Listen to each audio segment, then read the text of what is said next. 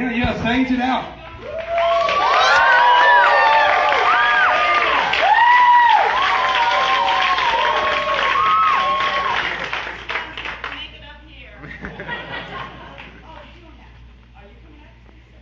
He's going to bring you a microphone. Okay. Oh, that's a good idea.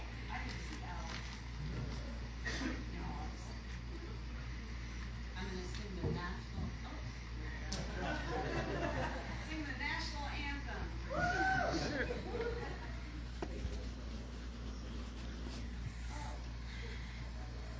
Oh, yes. All right, guys, I'm going to ask her like 2 easy questions, and then it's going to be you guys' turn. All right? So I'm not sure how they normally do this, but I guess just elementary style, just raise your hand if you want to ask a question, and she will call on you. All right? So first question. What is it like to be immortalized in something that has such a strong fan following even after all these years? I'm just glad that I am immortalized in it because it was a pain to shoot. Oh my God, with all that rain and cold and being buried in mud and everything. It's a great feeling that people really like it and that all of you are here seeing it. Okay, second easy question. I promise you 2 Okay. easy ones. What's it like to be here in Oklahoma City for this horror con? I love it. I had a notion that Oklahoma was different, and it's so cool. You can get vegan food here. You can get you can see mansions. You can see homeless people. It's great. Very diverse in Oklahoma It's City. a diverse neighborhood around here. All right, guys, it's you guys' turn. Who's first? Oh. I'm coming with the microphone. Hold on, brother. I read online that you turned down the role of Tamara on Friday the 13th, Part 8, Jason Takes Manhattan. Is that true or false? That is false because they never asked me to be in number 8. So that role, who played the role? Do you know? Some Canadian. You know what? Or else my agent didn't tell me about something they turned down. That could be too. That could be too. Okay, I'm coming.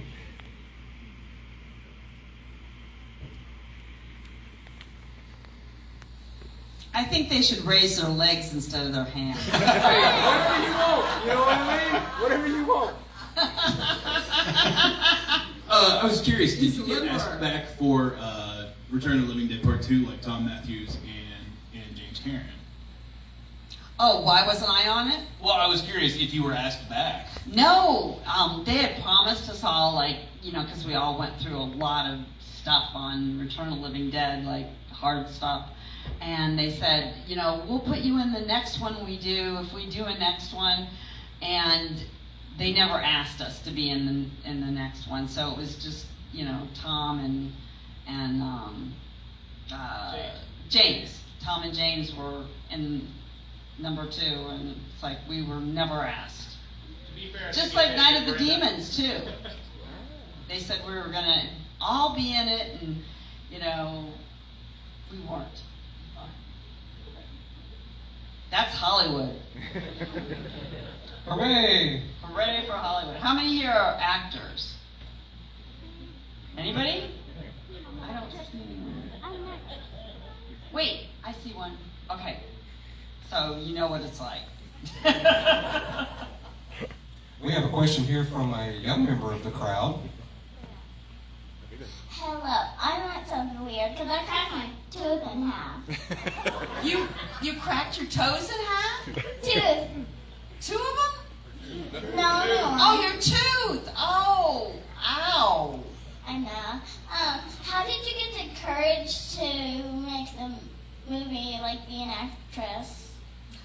I had to really reach deep down inside and get my courage out because I was really scared to do it. Is that Lyric right there? Yeah. Yes, it is. Oh, okay. Well, are you an actress, Lyric? She says yes. You're pretty enough to be an actress, and you're very. You seem like you have a lot of courage.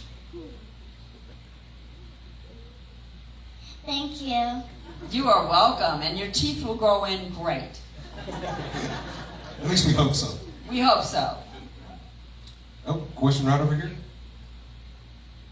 You probably can't see me, but I look pretty good too back here. Oh, wow, you Hey, do too.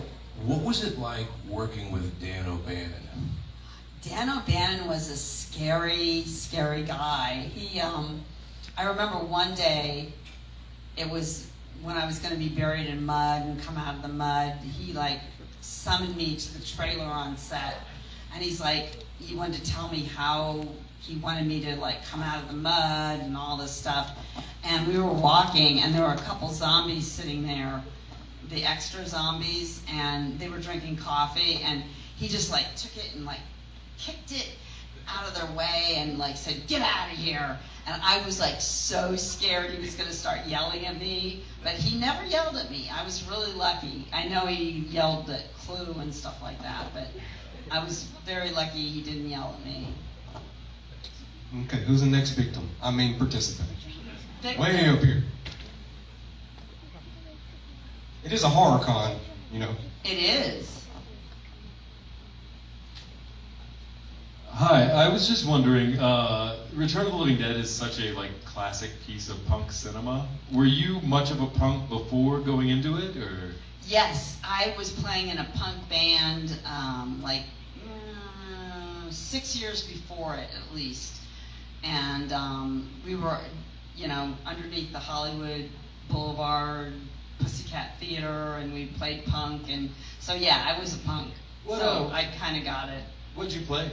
I played guitar. Awesome. Yeah. Gnarly. It was fun. It was fun. Next on the chopping block. Back down here. We're getting some exercise, Lex. Really? Okay, run. What was it like working with John Russo, and also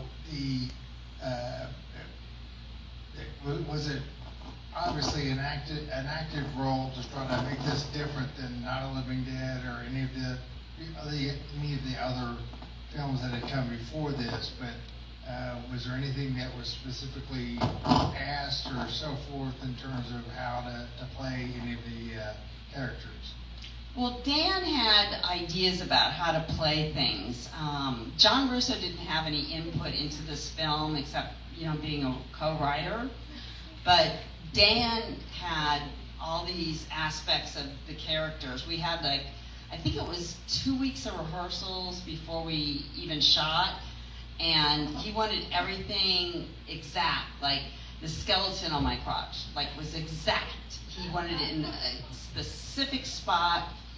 He, before I, say I want a bunch of old men, that line.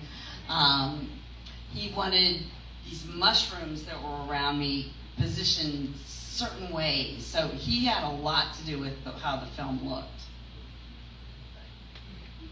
And the different characters, too.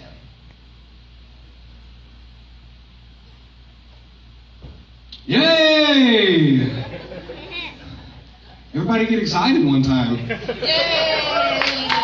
I feel like I'm in the VIP section up here. Did these people pay extra? They should have. They did. Make them pay the extra next time. He has a question, and I think it's a good one. And this is from the bottom of my heart. What is your favorite horror movie? Okay, we were talking about that in the lobby. I think Dario Argento's Four Flies on Grey Velvet is one of my favorites. Yeah. It's a great film. It's so hard to find. It's so hard to find. I want to see it again. I saw it at the drive-in when I was under 16. I was probably 12 or something. Nobody else up here? Anybody down there? Any more questions? Okay. As you work through years and years of doing that stuff, is there anything that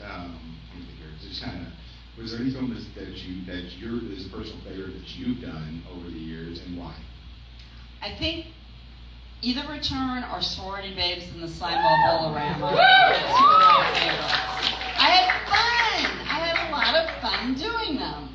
And and I got to play the tough bitch and do all that. Yeah, Spider's fun. She's fun. Okay, guys, we got time for one more, is what I'm saying, and being told up here. Uh-oh. I saw this gentleman's hand first. Maybe y'all can combine your questions. So the tattoos you had on your face during the movie, whose idea was those? Those were Dan's idea and the makeup person. They kind of like, they wanted something like David Bowie, but not David Bowie, and punk, but not punk, and so it just came about. That was, I don't know what the design is, but it's there. Something like that, yeah. That's what they wanted. They did a couple of like designs, and one of the designs I really liked, but they didn't go with it.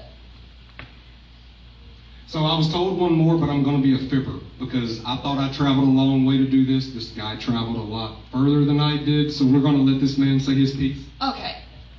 How you doing, darling? My I'm name's James, and I travelled all the way from the United Kingdom to be here tonight. You did not. Oh my God. I have been here for almost 6 years. Oh my God. I'm going to be in the UK, in London, Really? November 25th. Well, it's a wonderful city to visit. I would not recommend living there. I tried it once, I lasted a month. I then relocated to Manchester, which is my city of choice. Anyway, when I first saw this movie, it was about 10 years ago, and I was living in Manchester, and my question for you is this. At the time when you were filming this, did you have any idea what a significant piece of cinema it would go on to become in the future? Did you have any idea at all? No idea. We did not think this film would even last, like, one screening. We had no idea. No idea. We thought, oh, maybe somebody will see it. It'll maybe be in the cinema and, just disappear into obscurity. But we were shocked. We still are, that it's lasted so long and held up. It's a masterpiece. Well, thank you. Thank you. And that comes from the UK. So, yes. Woo! They're tough on stuff. Thank you guys very much. Thank you. Thank you, Miss Linnea Quigley, everybody.